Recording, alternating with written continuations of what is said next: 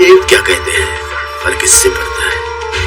वैसे ट्रेन की बात सुन, वरदान सीधा सुमोना के कमरे की भी सदस्यों की बदहाल लाशें देख ली थी, किसी की भी नहीं। वरदान अभी सुमोना के कमरे के बाहर पहुंचा ही और इस बात का शक उसे नीचे एक परछाई देखकर हुआ।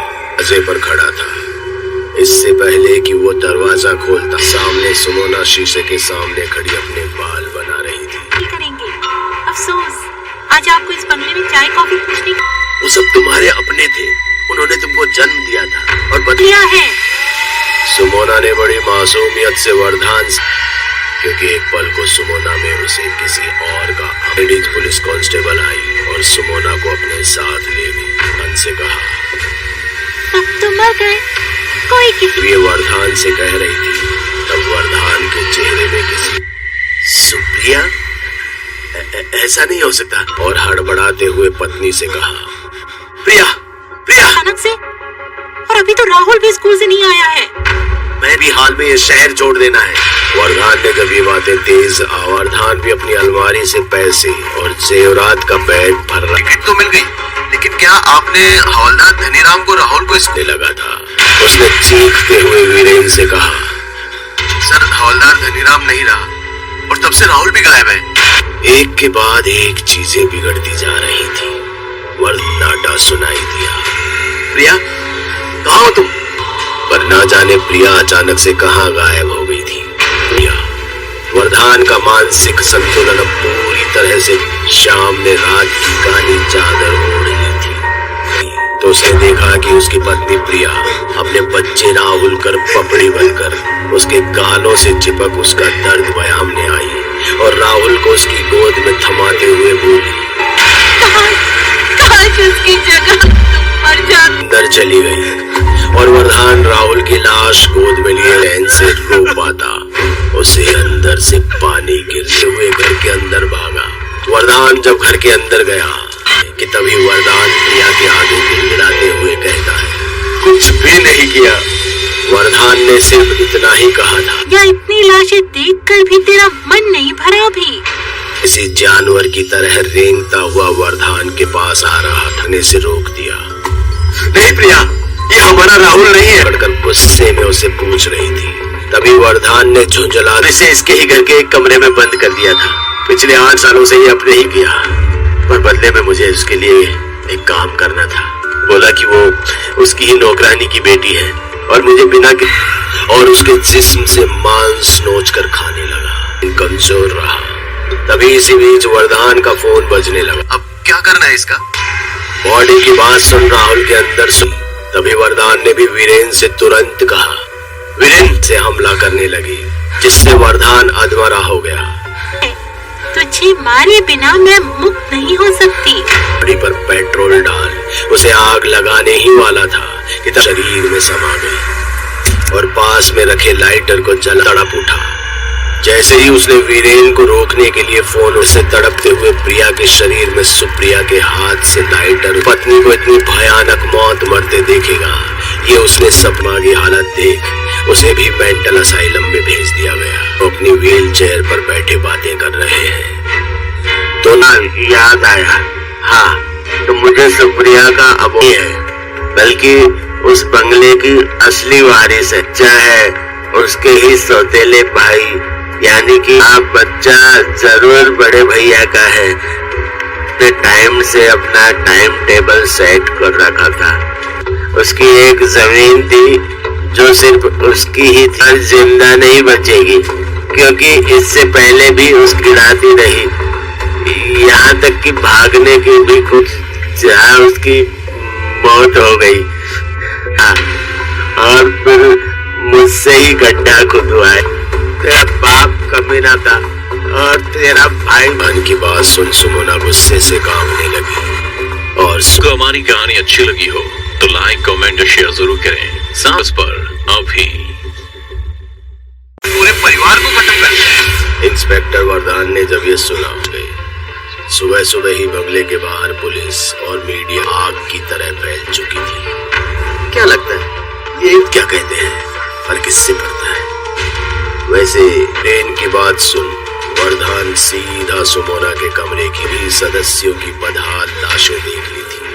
किसी की पीली। वरदान अभी सुमोना के कमरे के बाहर पहुंचा ही और इस बात का शक उसे नीचे एक परछाई देखकर हुआ। दरवाजे पर खड़ा था। इससे पहले कि वो दरवाजा खोलता, सामने सुमोना शीशे के सामने खड़ी अपने बाल बना रही थी। करेंगे अफसोस, आज आपको इस बंगले में चाय कॉफी पूछने वो सब तुम्हारे अपने थे, उन्होंने तुमको जन्म दिया था और दिया है। सुमोना ने बड़ी मासूमियत से वरदान, क्योंकि एक पल को सुमोना में उसे किसी और का लेडीज पुलिस कांस्टेबल आई और सुमोना को अपने साथ ले गई। मन से कहा, अब तो मर गए, कोई किसी। ये वरदान से कह रही थी, तब वरदान के चेहरे में किसी सुप्रिया, ऐसा नहीं हो सकता। और हड़बड़ाते हुए पत्नी से कहा, प्रिया प्रिया। अचानक से, और अभी तो राहुल भी स्कूल से नहीं आया है। मैं भी हाल में ये शहर छोड़ देना है। वरदान ने जब ये बातें तेज, वरदान भी अपनी अलमारी से पैसे और जेवरात का बैग भर रहा। टिकट तो मिल गई, लेकिन क्या आपने हवलदार धनीराम को राहुल को इसने लगा था। उसने चीखते हुए वीरेन से कहा, सर हवलदार धनीराम नहीं रहा और तब से राहुल भी गायब है। एक के बाद एक चीजें बिगड़ती जा रही थी। वरनाटा सुनाई दिया, प्रिया कहाँ हो तुम? पर ना जाने प्रिया अचानक से कहाँ गायब हो गई थी। प्रिया, वरदान का मानसिक संतुलन अब पूरी तरह से शाम ने रात की काली चादर ओढ़ ली थी। तो उसने देखा कि उसकी पत्नी प्रिया अपने बच्चे राहुल कर पपड़ी बनकर उसके गालों से चिपक उसका दर्द बयामने आई और राहुल को उसकी गोद में थमाते हुए बोली, उसकी जगह मर जा। अंदर चली गई और वरदान राहुल की लाश गोद में लिए लैन से रो पाता उसे अंदर से पानी गिरते हुए घर के अंदर भागा। वरदान जब घर के अंदर गया कि तभी वरदान प्रिया के आगे गिड़गिड़ाते हुए कहता है, कुछ भी नहीं किया। वरदान ने सिर्फ इतना ही कहा था, या इतनी लाशें देखकर भी तेरा मन नहीं भरा भी? किसी जानवर की तरह रेंगता हुआ वरदान के पास आ रहा था ने से रोक दिया। नहीं प्रिया, ये हमारा राहुल नहीं है, बढ़कर गुस्से में उसे पूछ रही थी। तभी वरदान ने झुंझलाने से इसके ही घर के एक कमरे में बंद कर दिया था। पिछले 8 सालों से ये अपने ही किया, पर बदले में मुझे उसके लिए एक काम करना था। बोला कि वो उसकी ही नौकरानी की बेटी है और मुझे बिना और उसके जिस्म से मांस नोच कर खाने लगा। कमजोर रहा। तभी इसी बीच वरदान का फोन बजने लगा। अब क्या करना है इसका? बॉडी की बात सुन राहुल के अंदर से तभी वरदान ने भी वीरेन से तुरंत कहा, वीरेन से हमला करने लगी, जिससे वरदान अधमरा हो गया। तुझे मारे बिना मैं मुक्त नहीं हो सकती। बॉडी पर पेट्रोल डाल उसे आग लगाने ही वाला था कि शरीर में समा गई और पास में रखे लाइटर को जला तड़प उठा। जैसे ही उसने वीरेन को रोकने के लिए फोन से तड़पते हुए प्रिया के शरीर में सुप्रिया के हाथ से लाइटर, पत्नी को इतनी भयानक मौत मरते देखेगा, ये उसने सपना की हालत देख उसे भी मेंटल असाइलम में भेज दिया गया। वो अपनी व्हील चेयर पर बैठे बातें कर रहे हैं। तो ना याद आया, हाँ तो मुझे सुप्रिया का अब है, बल्कि उस बंगले की असली वारिस है, चाहे उसके ही सौतेले भाई, यानी कि आप बच्चा जरूर बड़े भैया का है। तो टाइम से अपना टाइम टेबल सेट कर रखा था। उसकी एक जमीन थी जो सिर्फ उसकी ही थी, जिंदा नहीं बचेगी क्योंकि इससे पहले भी उसकी रात ही रही, यहाँ तक कि भागने की भी कुछ जहाँ उसकी मौत हो गई। हाँ, और फिर मुझसे ही गड्ढा खुदवाए। तेरा बाप कमीना था और तेरा भाई। मन की बात सुन सुमोना गुस्से से कांपने लगी। और हमारी कहानी अच्छी लगी हो तो लाइक, कमेंट और शेयर जरूर करें। सांस पर अभी